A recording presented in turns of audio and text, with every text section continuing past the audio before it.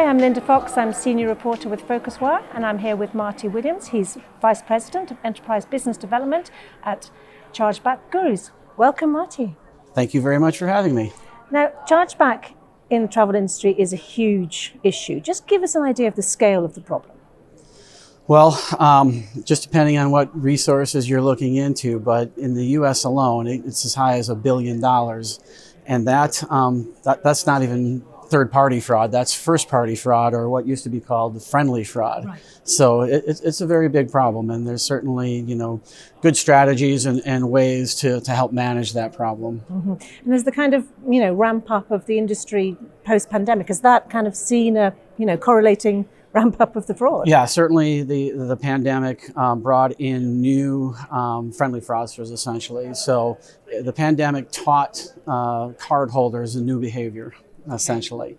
And so out of need, they contacted their banks to get refunds on transactions that they may have truly deserved. But in that process, they've learned that, oh, wow, I can use this process in the future at my whim, essentially. And so we've seen a significant increase, not only in chargebacks overall, but particularly in friendly fraud or first-party disputes is what they call them now. Okay, so just give us a little bit more of a deep dive on how they kind of occur. Well, it's really, it changes from travel industry to travel industry. So, the three, primary categories would be, airlines, hotels, car rentals, and they each have kind of their own use cases, specific for these issues. So in airlines, essentially, some of the problems are in cancellations, or many times just the time between when a reservation is made and when the reservation, the ticket gets used. The more time in between that period, obviously there's more opportunity for needing a cancellation or wanting to change a trip or something along those lines. Right.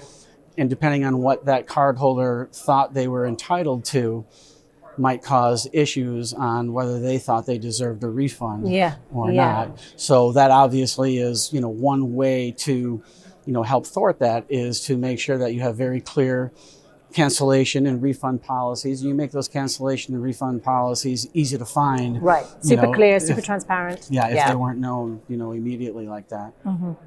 And what do you think, travel companies can be doing to sort of tackle the problem? So number one, obviously you want to run, a good, clean, honest business, right? Usually that goes without saying. I was going to say that would help. Certainly.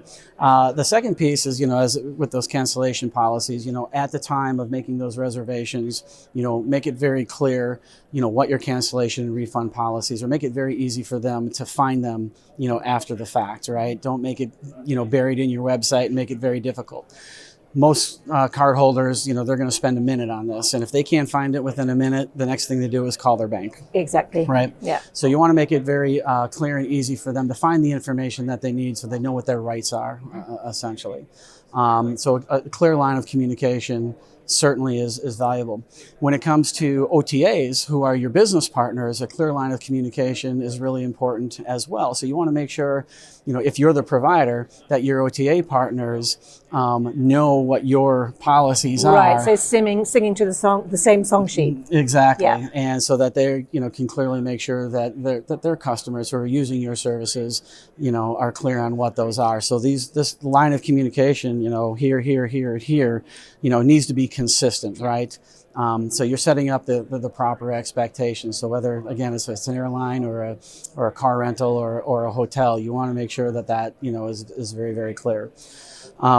Another issue is authorizations, particularly when it comes to upcharges or additional charges. So the first transaction, you usually get an authorization, but those additional transactions, sometimes you don't get an authorization from the cardholder, and so that potentially can cause problems with chargebacks because they can say that they didn't authorize it. Okay. And so you want to be able to clearly tie that back to the original transaction, right? And in those terms and conditions, they are giving you the authority to take the additional funds.